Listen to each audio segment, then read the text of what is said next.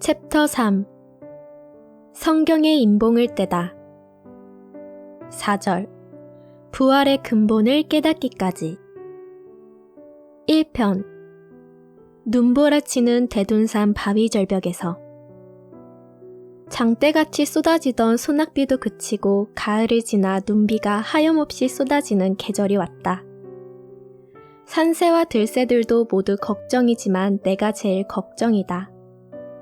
잠깐 기도하고 성경이나 읽으며 답답한 마음을 풀고 내려가면 되는 시간이 아니다. 몇 주일 몇 달을 바위절벽에 눌러붙어 설한풍을 가릴 의지간도 없는 곳에서 겨울을 지내며 하나님이 온 인류에게 원하시는 길을 찾고 진리를 깨달아야 한다. 실상 대둔산 어느 한 곳 방 안에 처박혀 지낸다고 해도 지루해서 못할 일이다. 하지만 나의 집념과 사상에 하나님의 뜻이 더해지고 나에게 뜻하신 바가 있는 그 하나님이 함께 하시기에 눈보라치는 바위절벽에 엎드려 몇 주일씩, 몇 달씩 보낼 수 있었다. 진리를 깨닫는 그 큰일이 아니고는 못할 일이다. 그리고 빼놓을 수 없는 건 영계에 들어가지 않고는 못할 일이라는 것이다. 육계에서는 그렇게 장기간을 보낼 수가 없다. 하지만 이번 겨울은 육계고 영계고 기도이고 진리이고 이유 여하를 막론하고 대둔산에 있고 싶은 마음이 없고 자신이 없었다. 따뜻한 방에서 성경을 보고 기도하며 찬송도 하면 더 깊은 말씀을 접할 수 있다는 생각이 들었다. 아무리 영이 강하여도 육신을 발판으로 하기 때문에 실상 오래 지탱할 수 없는 절대적인 원리가 있다. 그렇다고 멀리 훤히 보이는 집으로 내려갈 수는 없고 이 문제를 두고 눈비를 뒤집어 쓰고 기도했다. 아련히 답을 받고 결정하기를 고향집 근처에 있는 옛 금강굴로 옮기기로 하였다. 그때는 대둔산이 도립공원으로 지정되기 전이라서 조용했던 때다. 2편 다리꼴 기독굴로 옮겨가다. 나는 다리꼴 기독굴로 들어갔다. 거친 돌바닥에 젖은 낙엽을 깔고 바닥에서 냉기가 올라오지 않게 만들었다. 굴의 온도는 사시사철 17도에서 18도로 방한 온도였다. 제일 먼저는 찬송이다. 그것도 한두 곡이 아니다. 한 곡을 가지고 수십 번은 부른다. 옛날 찬송가 65장 나의 기쁨 나의 소망이란 찬송을 특히 많이 불렀다. 마음이 크게 감동되면 육성을 떠나 영성의 소리가 흘러나온다. 다음에는 판이 바뀐다. 내 영혼의 그윽이 깊은 데서 맑은 가락이 울려나네 하며 곡을 바꿔서 또 수십 번 불렀다. 보통 30여 번씩 부르게 된다.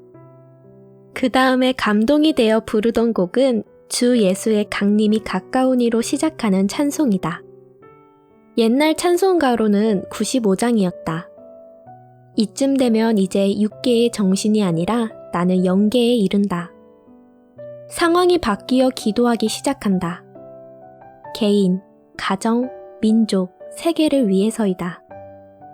그런데 어느 때는 잡념이 태산같이 박혀버려 몇 시간을 몸부림쳐야 했고 어느 때는 기도 중 무서운 환상이 보여 소리를 지르면서 싸울 때도 있었다. 무섭고 두려운 마음이 올 때도 적잖았다. 그래도 멈추지 않고 계속했다. 눈물도 흘리고 콧물도 흘리면서 24시간쯤 기도하면 더할 것이 없다.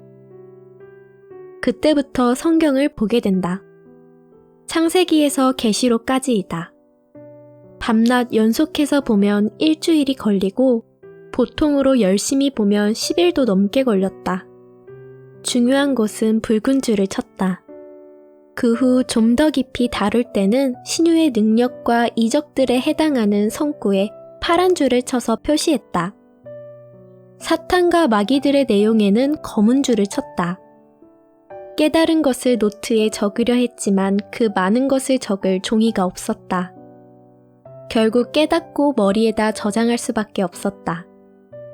나에겐 깨달음이 선생이 되었다. 그렇게 깨닫게 해주시는 이는 성령님과 성자였다. 내가 교회에서 배운 것과는 너무나도 다른 이야기들이었다.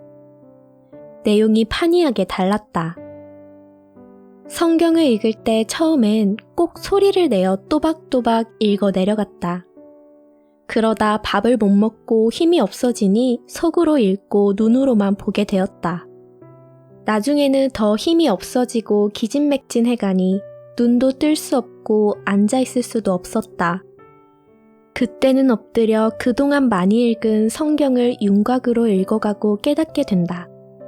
육신은 반이나 넘게 죽었지만 정신은 더 천명해졌다. 3편 영의 죽음과 영의 부활. 오늘 부활의 근원을 깨닫기 시작했다.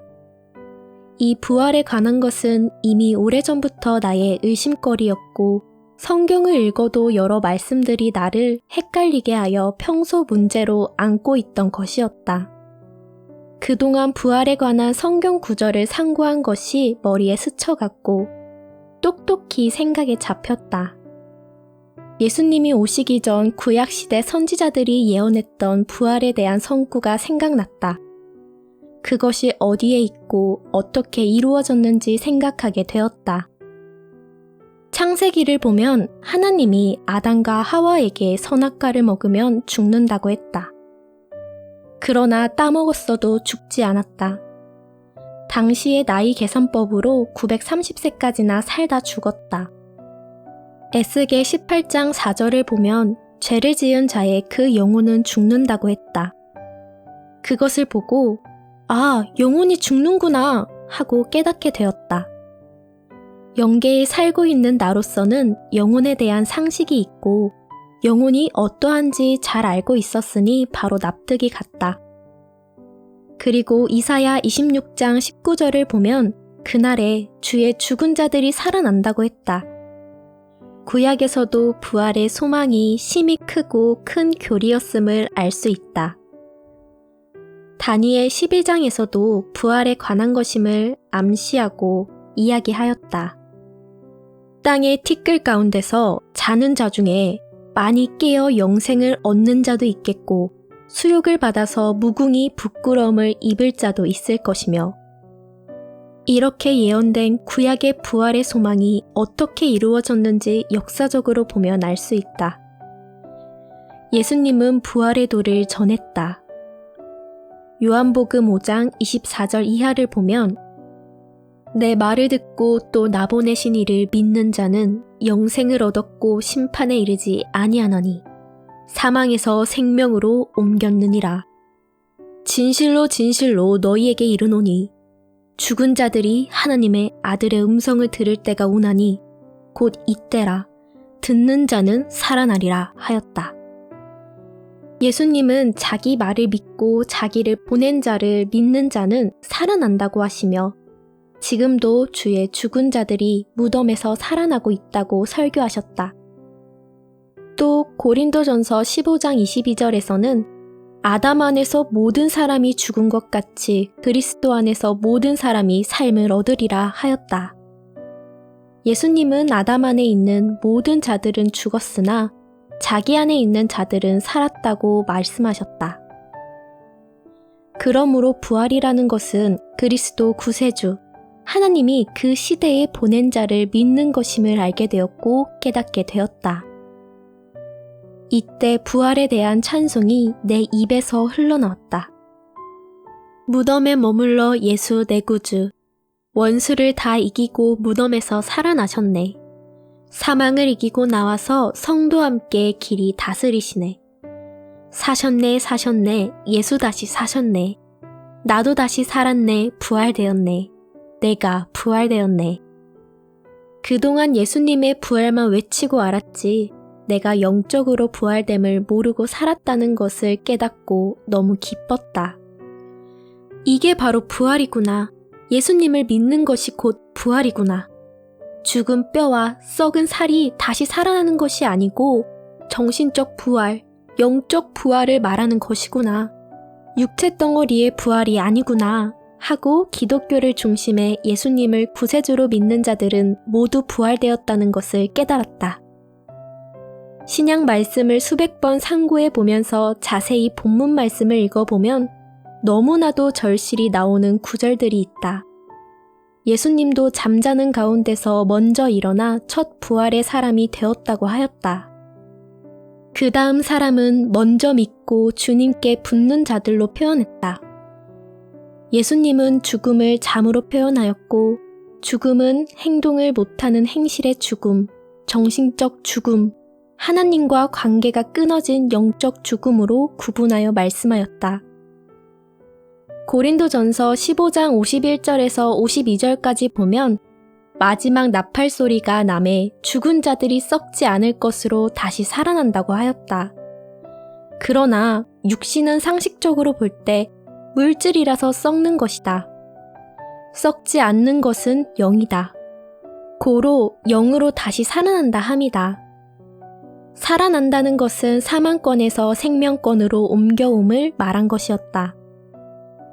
구약 성경 에스겔서 37장을 보면 에스겔 선지자가 마른 뼈들에게 주 여호와의 말씀을 대언하여 살아나라 하니 그 뼈들이 연결되어 살아났다고 하였는데 이것은 이스라엘 민족의 신앙의 상황을 보고 다 죽은 시체들로 표현한 것이다. 마른 뼈들이 하나님을 믿고 기능을 발휘함으로 군대가 되었다고 말한 것을 두고 어떤 이는 죽은 시체가 살아난 것이라 한다. 아직 못 깨달은 자도 그리 생각할 줄로 안다. 사람들은 각각 수준대로 생활하고 살다 간다. 큰 돈 있는 자는 큰 돈을 쓰다 가고 작은 돈 있는 자는 작은 돈을 쓰다 가며 두뇌대로 살다 간다는 것이다. 성경도 깨달은 자는 깨닫고 살다 가고 못 깨달은 자는 못 깨닫고 살다 간다. 예수님은 신약 역사를 펴시면서 설교하실 때나 혹은 제자들을 가르치시며 부활에 관한 근본을 수시로 표현하셨다. 그 내용을 나로 하여금 성경을 통해 철저히 보게 했다. 한 번은 예수님의 제자 중 하나가 자기 부친이 죽었다는 소식을 듣고 장사하고 돌아오겠다고 하였다. 그때 예수님의 대답은 죽은 자는 죽은 자로 장사하게 하고 너는 나를 쫓으라 하였다. 여기에서도 예수님이 보는 죽음에 대한 관점이 나온다. 문자대로 해석한다면 죽은 자가 어떻게 죽은 자를 장사 지낼 수 있겠는가? 죽은 자가 죽은 자를 장사 지낼 수가 없는 일이다. 전자의 죽은 자는 예수님 제자의 부친이 진짜 육적으로 죽은 것이고 후자의 죽은 자는 그 시신을 묶어 땅에 묻어주는 친척들을 비롯한 동네 사람들로 영적으로 죽은 자들을 말한 것이다. 그러니까 하나님이 보낸 자를 안 믿는 자, 즉 예수 그리스도를 안 믿는 자들을 죽은 것으로 보았다. 육신이 아닌 영이 죽었다는 것이다. 또 영이 죽었다는 것은 아담처럼 하나님의 말씀을 안 지키고 법을 범했을 때 그 영혼이 하나님과 관계가 끊어짐을 말하는 것이다.